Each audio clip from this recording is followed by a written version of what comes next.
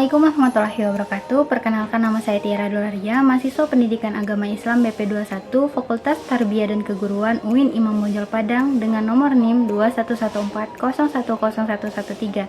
Pada video kali ini saya ingin mereview modul yang telah saya buat, yaitu modul Akidah Akhlak, materi tentang kisah keteladanan Nabi Yusuf alaihissalam dengan dosen pengampu Dr. Naila Hayati, Sarjana Pendidikan Islam, Magister Agama.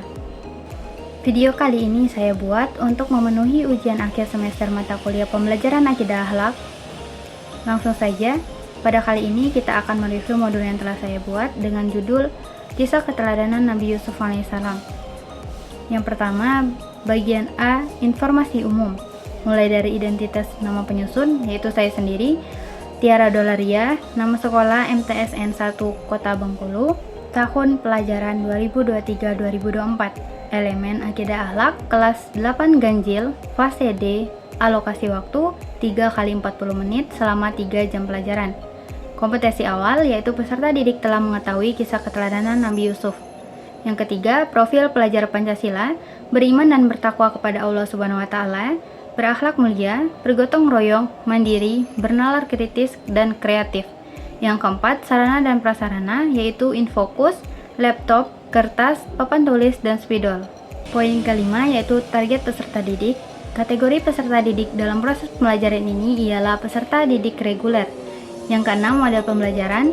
Model pembelajaran yang digunakan yaitu problem based learning, yang mana terdiri dari 5 langkah. Yang pertama, orientasi siswa pada masalah, mengorganisasi siswa untuk belajar, membimbing penyelidikan individu maupun kelompok, mengembangkan dan mengajarkan hasil karya, menganalisis dan mengevaluasi proses pemecahan masalah.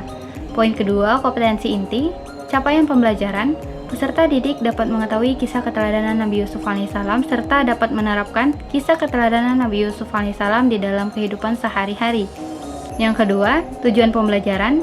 Peserta didik dapat mengetahui kisah keteladanan Nabi Yusuf dan peserta didik dapat menerapkan kisah keteladanan Nabi Yusuf dalam kehidupan sehari-hari. Yang ketiga, pemahaman bermakna. Peserta didik dapat mengetahui berbagai keteladanan yang ada pada diri Nabi Yusuf alaihissalam. Peserta didik dapat mencontohkan keteladanan yang ada pada diri Nabi Yusuf alaihissalam. Peserta didik dapat mengetahui ayat Al-Quran yang menjelaskan tentang kisah Nabi Yusuf alaihissalam.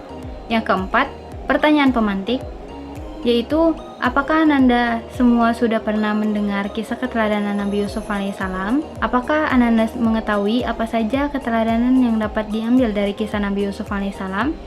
Siapa yang tahu apa mukjizat yang diberikan oleh Allah kepada Nabi Yusuf alaihissalam? Poin kelima yaitu kegiatan pembelajaran. Kegiatan pembelajaran yang pertama yaitu kegiatan pendahuluan, di mana alokasi waktunya selama 15 menit, di mana deskripsi kegiatannya terbagi menjadi 6 bagian. 15 menit ini yaitu yang pertama, guru menyapa peserta didik dengan memberikan salam, menanyakan kabar peserta didik, dilanjutkan memastikan peserta didik melakukan aktivitas pagi seperti sholat subuh, mandi, sarapan, berpakaian seragam lengkap, dan siap melaksanakan kegiatan pembelajaran. Yang kedua, guru menunjuk salah satu peserta didik untuk memimpin doa sebelum belajar. Yang ketiga, guru melakukan presensi kepada peserta didik. Yang keempat, peserta didik mendapatkan motivasi agar tetap semangat belajar. Yang kelima, guru memberikan apersepsi atau mengaitkan materi pembelajaran yang akan dilakukan dengan materi sebelumnya. Yang keenam, guru menjelaskan tujuan kegiatan yang akan dilakukan. Lanjut ke kegiatan pembelajaran yang kedua, yaitu kegiatan inti, di mana kegiatan inti saya alokasikan waktu selama 90 menit. Dalam 90 menit ini, sesuai dengan model pembelajaran yang saya pakai, yaitu problem based learning, terdapat 5 langkah pembelajaran. Yang pertama, langkah orientasi siswa pada masalah.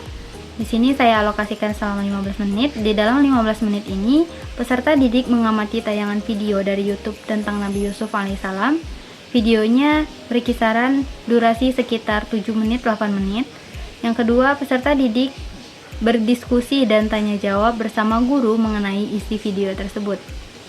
Langkah kedua yaitu mengorganisasikan siswa untuk belajar. Di sini saya alokasikan 15 menit, di mana di dalam 15 menit ini peserta didik dibentuk menjadi 3 kelompok. dan guru membagikan LKPD kepada masing-masing kelompok tersebut. Kemudian, guru membagikan tugas kepada masing-masing kelompok dan menjelaskan tentang tugas yang diberikan, di mana di dalam LKPD tersebut terdapat 3 soal, yang mana soal pertama untuk kelompok pertama, soal kedua untuk kelompok kedua, dan soal ketiga untuk kelompok ketiga. Selanjutnya masuk ke langkah ketiga, yaitu membimbing penyelidikan individu atau kelompok selama 20 menit. Selama 20 menit ini, peserta didik di kelompok masing-masing membaca LKPD-nya.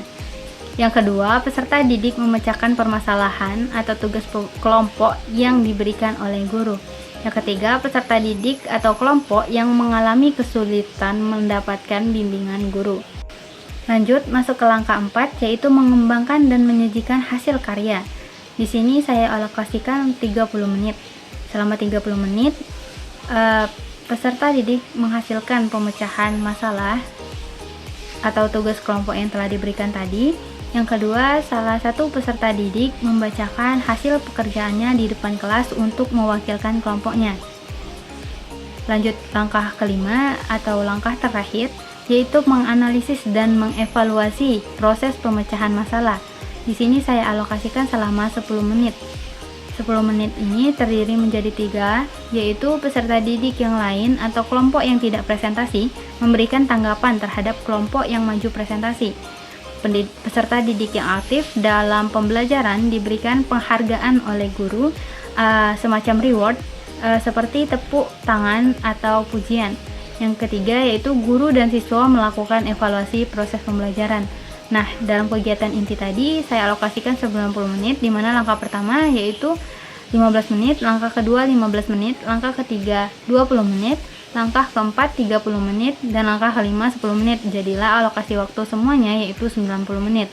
Baik, kegiatan yang ketiga ialah kegiatan penutup atau kegiatan akhir, yang mana saya alokasikan selama 15 menit. Di dalam 15 menit ini guru membuat kesimpulan dan melaksanakan refleksi serta penguatan terhadap hasil diskusi sebagai bahan masukan untuk perbaikan langkah selanjutnya.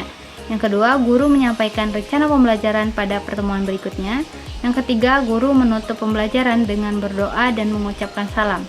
Masuk pada poin ketiga, yaitu refleksi, yang mana refleksi terbagi menjadi 2 untuk guru dan untuk peserta didik. Untuk guru di sini yaitu apakah semua peserta didik terlibat aktif dalam pembelajaran di kelas. Yang kedua, kesulitan apa yang dialami, apa saja yang perlu dilakukan untuk memperbaiki proses pembelajaran berikutnya. Yang kedua, untuk peserta didik, bagaimana yang menurutmu paling sulit dalam pelajaran ini? Apa yang kamu lakukan untuk memperbaiki hasil belajarmu? Dan kepada siapa kamu akan meminta bantuan untuk memahami pelajaran ini? Poin keempat yaitu asesmen, yaitu asesmen awal. Sudah pernah mendengar kisah keteladanan Nabi Yusuf alaihissalam? Sudah tahu apa saja keteladanan dari Nabi Yusuf alaihissalam? Yang kedua, asesmen formatif, di mana asesmen formatif ini dilakukan oleh guru selama proses pembelajaran berlangsung, khususnya saat peserta didik melakukan kegiatan diskusi, presentasi, dan merefleksi tertulis. Teknik asesmennya yaitu observasi untuk unjuk kerja, bentuk instrumennya pedoman atau lembar observasi. Yang ketiga, asesmen sumatif, asesmen pengetahuan seperti asesmen tes dan non-tes. Bentuk instrumennya seperti asesmen tidak tertulis dan tertulis. Asesmen keterampilan, teknik asesmen kinerja, bentuk instrumen, lembar kerja. Poin kelima yaitu kegiatan remedial dan pengayaan. Poin kelima yaitu kegiatan remedial dan pengayaan. Yang pertama, remedial. Bagi peserta didik yang belum menguasai materi, guru menjelaskan kembali materi tentang Nabi Yusuf alaihissalam dan melakukan penilaian kembali dengan soal yang sejenis. Apabila dengan soal yang sejenis peserta didik belum menguasai lagi maka bobot soal diturunkan. Remedial dilaksanakan pada waktu dan hari tertentu yang sesuai dan sudah disepakati oleh guru dan peserta didik. Contohnya, boleh pada saat pembelajaran apabila masih ada waktu atau di luar jam pembelajaran 30 menit setelah pulang sekolah. Yang kedua yaitu pengayaan. Dalam kegiatan pembelajaran, bagi peserta didik yang belum menguasai materi dapat mempelajari dan mengerjakan latihan-latihan tambahan, dan guru mencatat dan memberikan tambahan nilai peserta didik yang berhasil dalam pengayaan. Yang terakhir yaitu poin C, yaitu lampiran, di mana yang pertama saya melampirkan materi kisah keteladanan Nabi Yusuf alaihissalam, yang kedua saya melampirkan LKPD kisah keteladanan Nabi Yusuf alaihissalam, yang ketiga saya melampirkan glosarium, yang keempat saya melampirkan daftar pustaka. Mungkin itu saja yang dapat saya jelaskan. Semoga bermanfaat untuk kita semua. Lebih dan kurangnya saya mohon maaf. Saya tutup. Wabillahi taufiq wal hidayah. Wassalamualaikum warahmatullahi wabarakatuh.